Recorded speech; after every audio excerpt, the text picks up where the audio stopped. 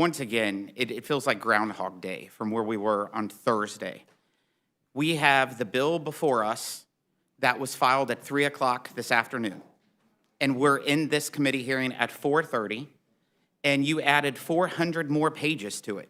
It's 2,135 pages, knowing that no one on our side can read it, let alone on your side can read it.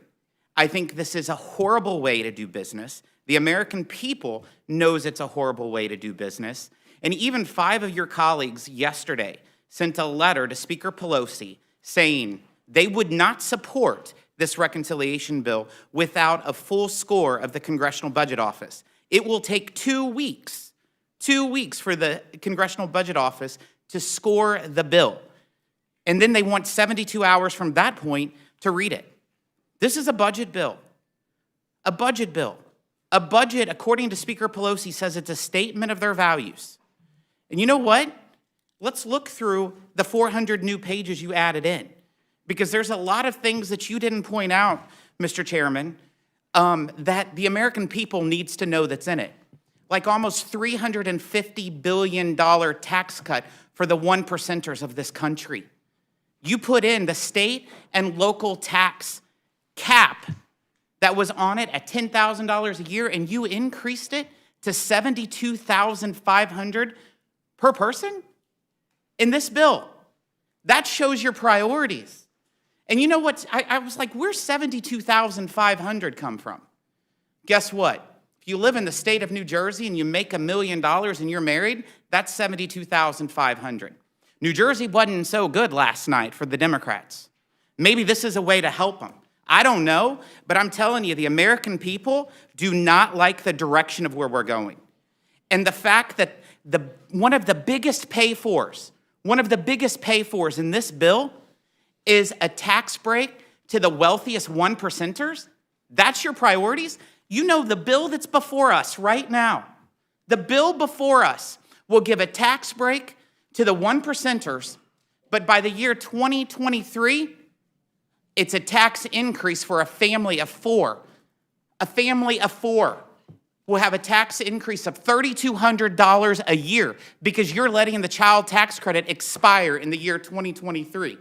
But you're making a cap on salt for 10 years at $72,500. People in Southeast Missouri don't even make $72,500.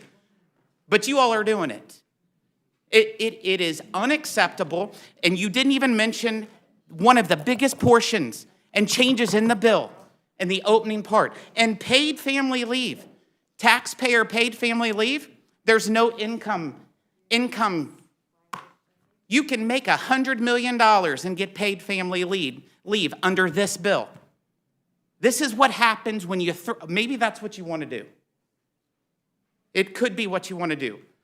And that's a disgrace because American families are upset with the control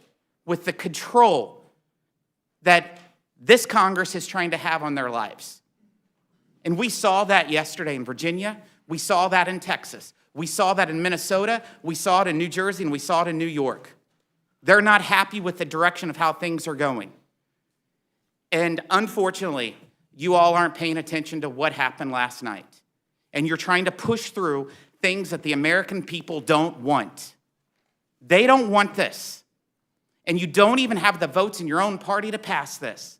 I don't know why we're playing Groundhog Day. It's absolutely unacceptable. The fact that you're giving a $23,000 tax cut to the 1%ers in this legislation is unacceptable. The fact that you're allowing people who make $500,000 a year to have huge tax credits for luxury electric vehicles is unacceptable. With that, I'm happy to take any questions, but this is such an unfortunate situation for the American people. They're not going to be happy with it once they know what's in it. We're going to make sure the American people knows what's in it before you can pass this bill. Well, thank you, Mr. Smith. We'll put you down as undecided.